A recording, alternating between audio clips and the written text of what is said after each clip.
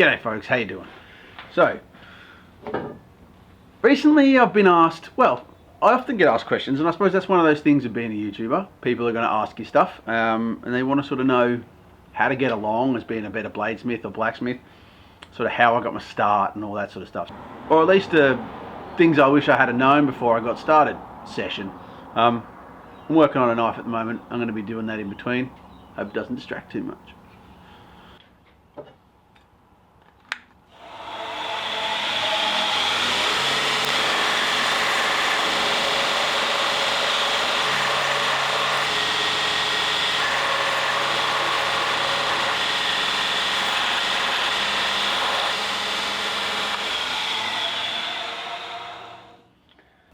There's a lot to be said about just getting going and getting started and making a knife and sort of moving on from there and seeing sort of where it gets you and learning things from every knife you do. I agree with that. Totally agree with that. Here's where I think some people come unstuck. A lot of people don't have the ability or the background that, say, someone like me who's lucky enough to have. I'm a builder. I've got sort of a lot of practical background, bit of fabricating, that sort of stuff. So I am able to kind of get a gist of the best way to go about something just by reading it or watching a couple of videos. Now other people are like awesome chefs or accountants or really academically intelligent people, but aren't naturally got the ability to just go straight on and just do something like metalwork. So here's what I'd say. Go and do a course. Courses really aren't that expensive. When you're thinking about how much all these tools cost, the initial outlay for something like, I don't know, somewhere between $500 and $800 for a course isn't that much to get you on the right path. If you're going to be making like hundreds of knives, start out with a good one, with one knife, done right. So if it's done right the first time, you can sort of replicate that as you go. By the time you got to 40, 50 knives, you're probably going to be far higher up than if you started on your own and made 40 knives and they got progressively better. You probably get to your 30 or 40th knife before it's really any good, if you just learned purely from your own trial and error.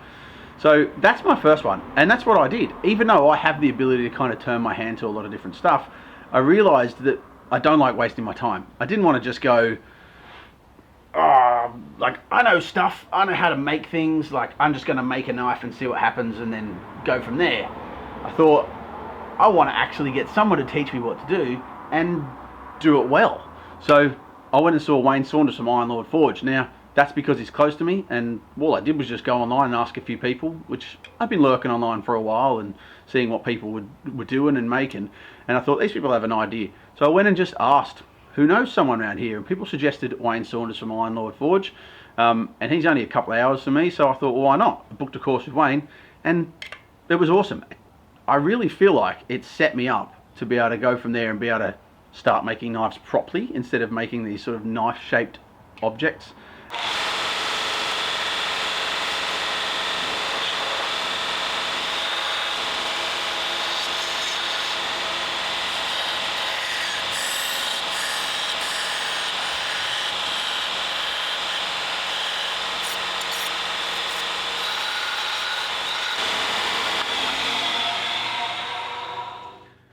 Really ask questions.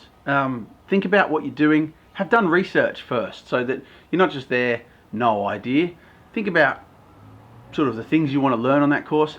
And what I did was I actually went on a course on my own. I found it wasn't actually that much more expensive to ask Wayne if I could do the course on my own rather than with a second person. Knowing that I'm a guy who likes to ask questions and goes off on tangents, it'd probably be best if I wasn't there wasting someone else's time. It would just be me and my instructor, and I can learn really whatever I'm looking for learning at the time. So I asked Wayne to teach me hammers and knives and that sort of stuff and a bit of tooling, knowing that I wouldn't get a knife finished. I didn't get a knife finished while I was on the course, and that's fine. I didn't intend to get a knife finished, so neither did Wayne intend for me to, because we knew we were going to cover lots of stuff.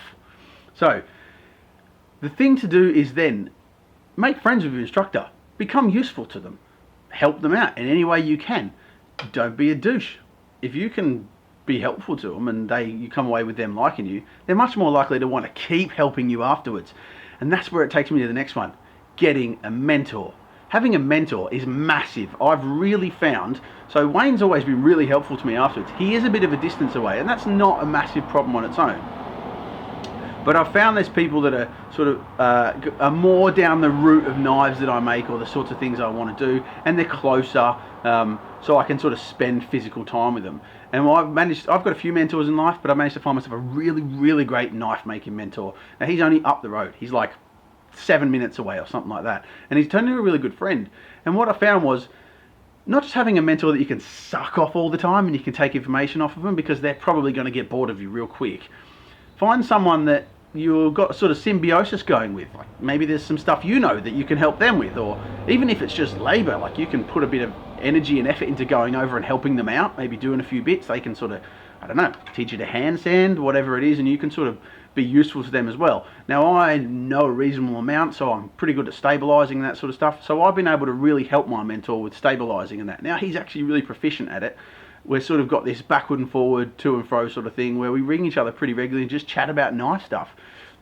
So that's my next one. Find yourself a mentor, and a good mentor, one that's going to fit with you. Not find the best knife maker around you, someone that you think's amazing, but they're nothing like you. They're not the sort of person, they're not making the knives you like, or they're not someone you're probably going to be able to long-term get along with.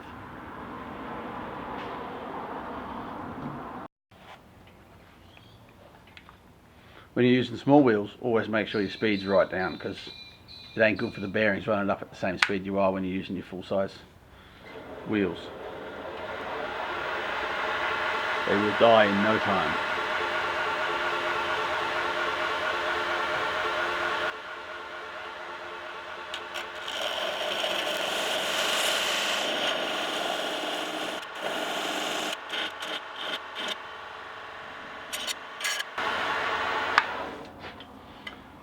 There's a little trick I learned off Mert Tanzu recently. Leave a little bit here, so that when you're hand sanding afterwards, you're not washing that tip out, and do the same on the front. Leave some extra there, so you can cut it all off after you finish hand sanding. If you haven't seen some of those tips, go and have a look at the Bonza blade tips. You'll see them right here. So many little tips from so many great makers, just tiny ones, but they can change your knife making. Make your life a great deal easier.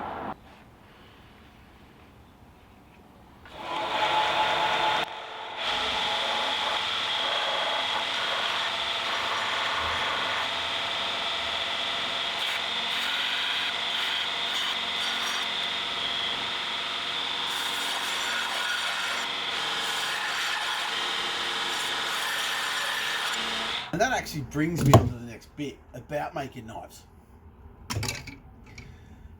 When I first started, I felt like I really procrastinated, to be honest. I wanted to make the knives. People were making these awesome knives, and I just wasn't. But I was always needing another tool. I always wanted another tool before I could really start. Like, when I get that tool, then I'll be making heaps of knives. And when I get that tool, then I'm going to be able to do this. And then I got the tool, and then I'm like, oh, I've got this 48, it's amazing, and I'm like grinding, and it's awesome, and then I'm like, I need a different bit for it. I want to be able to do this, and I want to be able to do that, and I want to do hollow grinds and S grinds.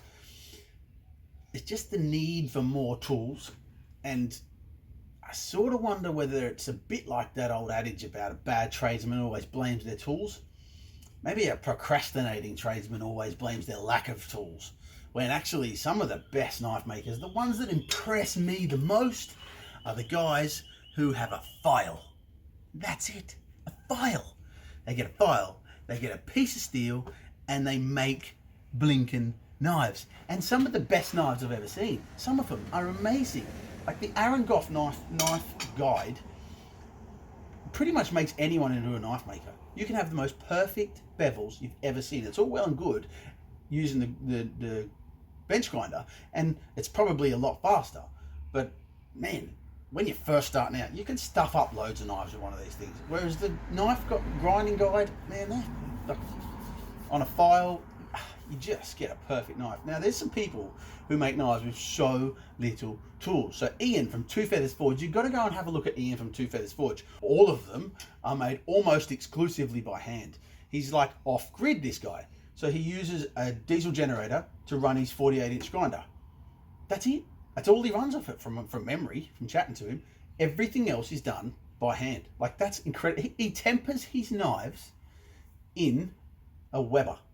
He tempers his knives in a Weber. Like, he has his forge, he tempers his knife in a Weber, and then everything else done by hand. That is some serious skill. That just makes me go, man, can I justify owning all these tools? I was lucky because I already owned a lot of them, and the other ones I bought sort of put through my company because the company now makes knives, so it's easy.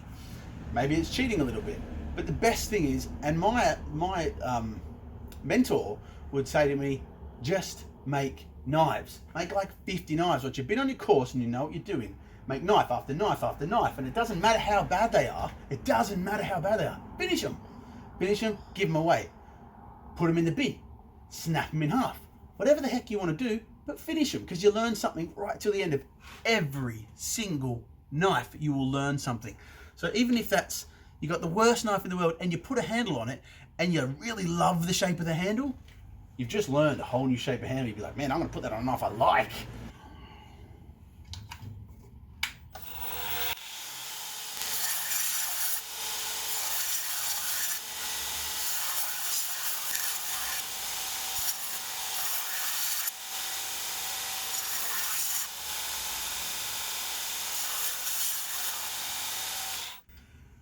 And actually, interestingly enough, thinking about it, when you start out and you got all these dreams of making knives, of being a knife maker, and like, I want to carry my own knife and I want to sell my knives and all that sort of stuff, there's one big thing that people do, and I did it. I probably got some stuff sitting around here still.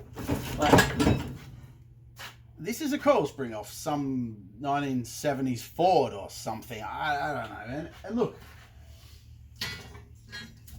there's probably really great carbon content in it, and I made a couple of knives out of those things, and it was fun.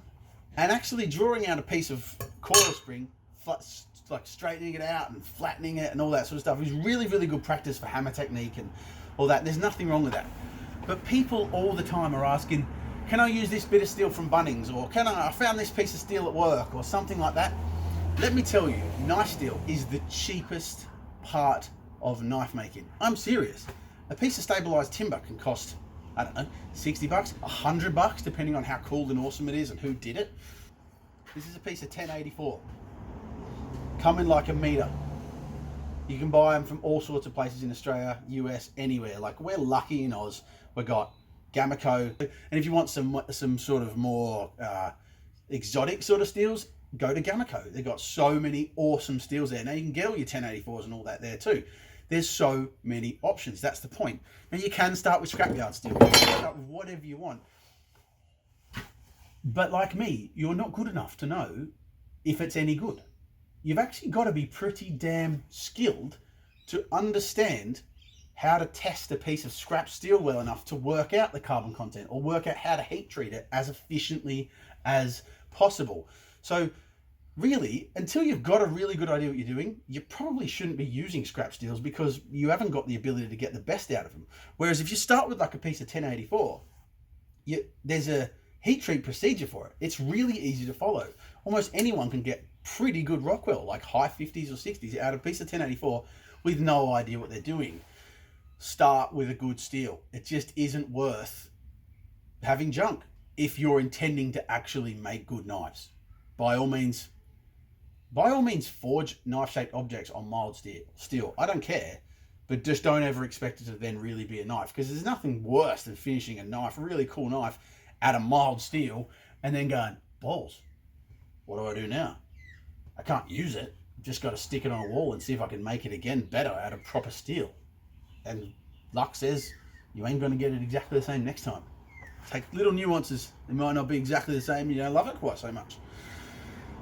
I think these are the things. I think these are the main things. If I had sort of known these or grasped these as well as I do now, I would have probably taken off and launched a lot better right from the start. Man, I'm sort of loving the fact that you guys are watching this stuff. You see my Bonds of Blade tips. We're all learning stuff together. Like, I'm new at this. I'm still really new at this. I haven't made that many knives, really. I'm just a beginner like a lot of you guys. And we're learning this together. So if you guys have got any sort of tips or any hints that you want to add to it, I would love to see them. So write them in the comments below. Let me know what you wish you had known before you started. Like, before you started, when you first got started, what do you wish you had known more, or you had a better grasp or idea of? please subscribe. If you're not subscribed, do that. If you've got mates who are not subscribed, tell them about it. Share some of the videos. We can keep all learning together. If you are getting started and you're thinking about building a forge, so easy to do. Have a look. Here's a link to my video, Building a Forge. It's so simple. It's meant for people who have never really done anything like this before. And before you go out and buy any burners, the Gameco burner kits and the burners currently are on a discount because of this channel. They've done awesome. They've given us the TFS10, the Toby Fire and Steel 10 discount. Use that discount and get 10% off your burners so you can buy and build yourself a forge. Thanks very much for watching. Uru.